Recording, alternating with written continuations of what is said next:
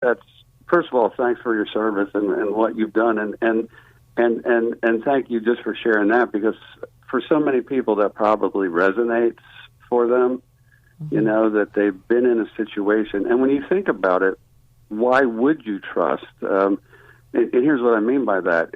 If something has happened to you over and over again, there's a part of you that's pretty smart, and it's like, let's not let this happen anymore, right? Like, let's not let that happen. So you get that, and it's actually probably right. And so, some people do this. I don't know if you want to do this, but some people actually thank that part of them. Like, thank you for helping me and protecting me. And then the second part is, maybe I don't need you as much now, so I won't use you as much, and I can let my guard down a little bit now. But I do appreciate that this is what I had to do for a time. There's a lot of things you do for survival that aren't really good long-term plans, but we had to do to survive. I think that's okay.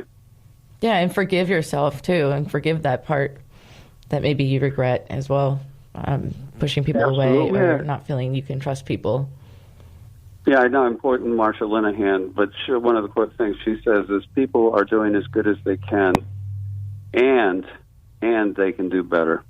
Like I thank myself for doing as good as I did, and now I can try to do better. But I'm not going to belittle myself and look down on all the things I've done. I can do it better now. Isn't that part of self-love? I think we lost Joe. Joe, are you there?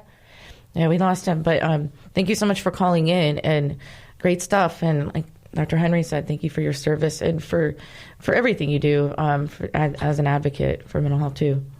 But that's good. Yeah, that's cool. And I think that he did resonate that theme of a lot of people, that trust that's been broken for them because of abuse, because of other things. It naturally would occur, right? I mean, okay. And trauma, even if it's not abuse, but losing loved ones, losing somebody, especially if it's a suicide or an unexpected death, that it's very hard for people to recover and for people to move forward in life, like with even loving somebody that much and feeling weird about getting attached to someone with concern of trauma of having to lose somebody again. Oh, it's terrible. We had a kid, I remember he had lost his father and mother did die. And then I was at school with him, and his grandmother died. He was raised by his grandmother. And he went out behind one of the school buses we had, and he punched the lights out with his fist. Just punched the plastic lights out with his fist. He just, cut his hand and hurt his hand and whatever. But that sense of loss was so deep for, you know what I mean? It was just so deep for him after having lost his parents that it was almost intolerable. And I will say this regarding core emotions. There's some things that are just, for the moment, intolerable. You know what I mean? They go way beyond what we can tolerate in a moment. And that was true for him. And it's for like that for a lot of people. Sometimes it feels like that there's some things that we go through life that we're not supposed to be able to handle, but we are given the strength to live and persevere and live on. And a lot of people doubt themselves of how strong they really are, can be. Yeah, I see so many people, and I was working with an incest survivor, and I remember she saw herself as weak, and when I was talking to her, I just thought to myself, you're like the strongest person I've ever met. You know what I mean? Like how in heaven's name did you end up being halfway sane, have a job, be a mother, have a career, do all the things you did with the nonsense that you grew up with? Like I could clap for you. And here she's seeing herself as like, I failed and I haven't done these things. And I'm like, oh my gosh, it's like it's somebody like they get injured and they've just finished a marathon. And you're like, how did you even do that? I don't understand how you even did that. Yeah, I think that a lot of times there's a lot of people that don't give themselves enough credit rather than seeing what they have accomplished. They're looking at what they haven't. And that's a lot of the core emotions things like that you're talking about, and self-love, and like, why can't we be our own best friend? And why are we so stuck on being our own worst enemy all the time? Just a simple affirmation with somebody, right? It's the simplest thing. I see this strength in this person. And that's one of the things I try to do when I meet with somebody is they usually come in, and what do you do when you meet with a counselor? You usually are seeing the counselor not because things are wonderful. So you go in and you have your list of, things I'm concerned about. But one of the things I want to look for is, what is the strength that I see in them? What is the giftedness I see in them? What is the beauty that I see inside of them? And talking with them about that and getting them to see that sometimes, because it's often there, but we live with ourselves so much we don't notice it. Mm-hmm. Yeah, and then be reassured and have somebody say that I see you, and I see you for your worth, not for your faults, or because of your faults, not in spite of them. Absolutely, and if you've ever done that with a child, or you've ever done that with somebody, and then see them like light up like a candle inside, right? Mm-hmm. Because here's the thing: they know that that's true. They know that that thing is good about them. And you haven't just said that. You've validated something that they're already feeling. Like that, I already know that this is true about me. I was playing guitar with a kid the other night. He's like an adolescent, and he struggles in school, and he has ADHD, and he has all these things. But he's a really good guitarist.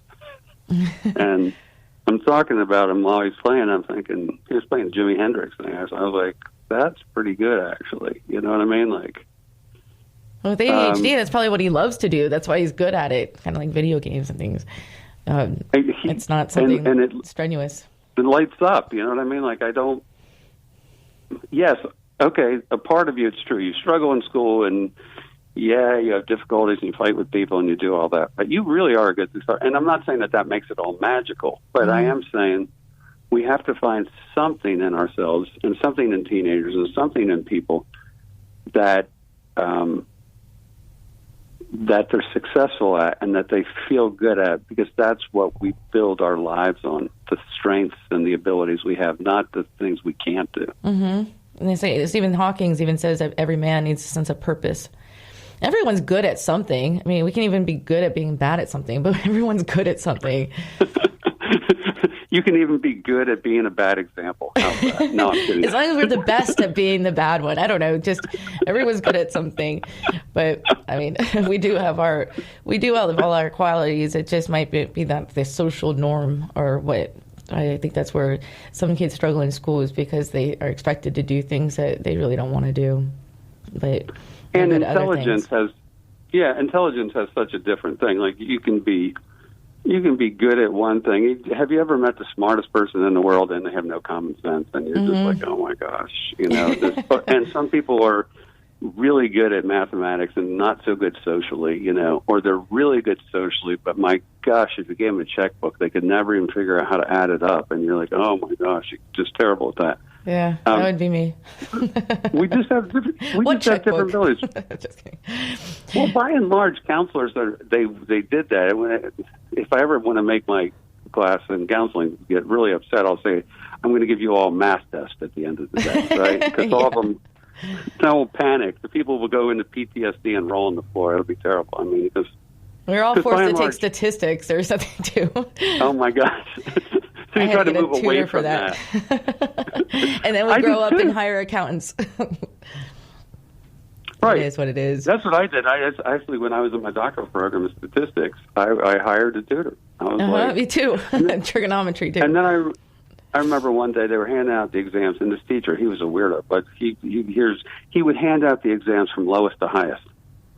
And oh yeah, so I was just waiting. And finally I got to paper, and I was the highest in the class. And I remember calling my wife afterwards, and I was just like, I just had like the weirdest experience. And the reason I'm saying that is a lot of people actually have abilities in things.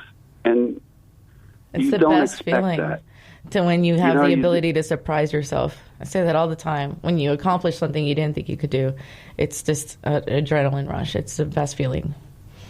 And it happens all the time if you just try. You know what I mean? Like you just try and you think like, oh my gosh, I'm doing a radio program and you're really good at this. So that's cool. I mean, and I'm focusing a light on mental health and I'm helping people and I'm doing this thing and you're like, well, how did I end up doing this? You just started to do it because you weren't afraid to do it, and you started to do it, and then you're like, oh my gosh, I'm good at this. How did that happen? You know what I mean? It's weird. Yeah, on the radio show, this one, we don't have any mathematicians as guests. I wouldn't know how to host that. I've had a few mathematicians, but I remember I have one, and he said to me in a session, he said, now listen, either you agree with me or I'm leaving. And I was just like, what are we, like 4 years old? Like I was about to say like me counselor, you counsel me. I mean, I'm just like, but he's like a brilliant mathematician guy, but. And I said to him, you know, do you think this has to do anything with your 3 marriages? You know what I mean? Like lack of social skills, maybe. I mean, you got the math part down. Okay, cool, that's great. But what? You disagree with somebody, so you're not going to talk to them anymore? I mean, but his checkbook is ace plus. He probably has. I remember a guy. He actually documented like piece of gum, October 14th. 2:00. You know what I mean? I was some people do that, and that's probably OCD or Asperger's or autism or stuff like that, where counseling can really help with that too. You know, and with I know I'm on the skills. opposite end. I go out after class and I can't find my car.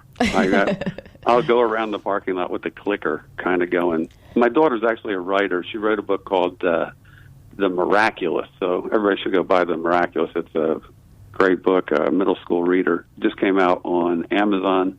She's got another book coming out. But what we were talking about is she and I have a lack of ability of direction.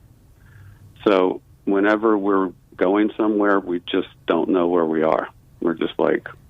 Oh gosh, Dr. Henry, are you one of those people with a big tennis ball in your antenna? Just kidding. No offense to anybody with that, but we have to take our second break. Hold on, just pause. But go ahead and answer that. But I was just teasing. You have the alarm we clicker. Need to take a break. That's fine. I was going to tell you about an Eagles concert I went to in a limo. Okay, well, tell me about that when we return from break. We'll come back and return to that. Bye. All right, so hang on. We'll be back with Moments of Clarity in just a moment.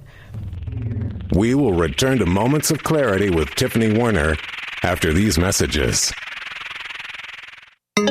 This is the Tan Talk Radio Network. Hi, this is Tiffany Warner, your host of Moments of Clarity. Living with a mental health disorder is not easy. If you or someone you know are struggling with this, please know it's so important to seek treatment, and I'm here to help. Please visit the website at momentsofclaritywithtiffany.com to view blog posts and resources on this site to help educate and inspire you to take action, because there's no shame in seeking help for mental health. While you're there, please take a few seconds to sign up for my email list. You'll get some extremely valuable educational and entertaining content that can be sent right to your inbox each week. Plus, you'll also get instant and free access to my guide on managing your anxiety. You can also follow me on Twitter at MOC with Tiffany and at Facebook at Tiffany Warner. And once again, the website is momentsofclaritywithtiffany.com. Thank you so much for your support and for listening to your show, because change can only come when we stand together as one.